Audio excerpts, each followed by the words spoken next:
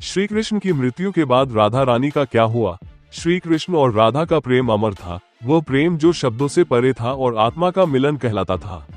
लेकिन जब श्री कृष्ण ने अपने अवतार के अंतिम समय में पृथ्वी को छोड़ दिया, तब राधा का जीवन भी एक नए मोड़ पर आ गया। श्री कृष्ण के द्वारका त्यागने के बाद महाभारत की घटनाएं घटित हुई और फिर एक दिन वो समय आया जब कृष्ण ने अपनी लीला समाप्त कर दी।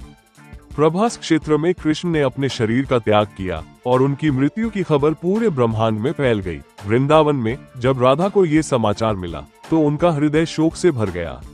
यद्यपि वे जानती थी कि श्री कृष्ण तो नश्वर शरीर से परे हैं, उनका जाना राधा के लिए एक गहरा आघात था। उनके जीवन का सार, उनकी आत्मा का साथी अब इस संसार में नहीं था। राधा ने वृंदावन के एकांत में अपना जीवन बिताने का निश्चय किया। वे अब पहले की तरह गोपियों के संग नृत्य नहीं करती थी, न ही श्री कृष्ण की बांसुरी की मधुर ध्वनि में मग्न होती थी। उन्होंने ध्यान और भक्ति के माध्यम से कृष्ण को अपने भीतर खोजने का प्रयास किया।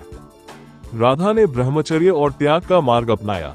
वे यमुना नदी के तट पर जाकर ध्यान करती और कृष्ण के नाम का जप करती। उन्होंने अपने बाहरी जीवन की सारी मोह माया छोड़ दी थी। उनके लिए अब केवल एक ही सत्य था, श्री कृष्ण। कहा जाता है कि राधा ने अपने अंतिम दिनों में कृष्ण के चरणों में अपने आप को पूरी तरह समर्पित कर दिया।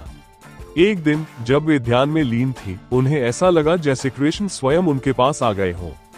उनकी आत्मा ने कृष्ण की आत्मा के साथ मिलन किया और उनका जीवन समाप्त हो गया। वृंदावन में लोग कहते हैं कि राधा और कृष्ण का पुनर्मिलन केवल मृत्यु के बाद हुआ। राधा के जाने के बाद भी उनका प्रेम वृंदावन की हवा में बसा रहा।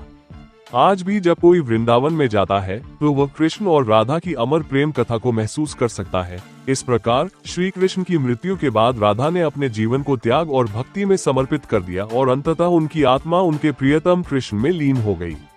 उनकी कथा ये सिखाती है कि सच्चा प्रेम शारीरिक उपस्थिति से परे आत्मा का अनंत मिलन है। जानकारी और रोचक वीडियो के लिए हमारे चैनल को सब्सक्राइब करें और नए अपडेट्स सबसे पहले पाएं।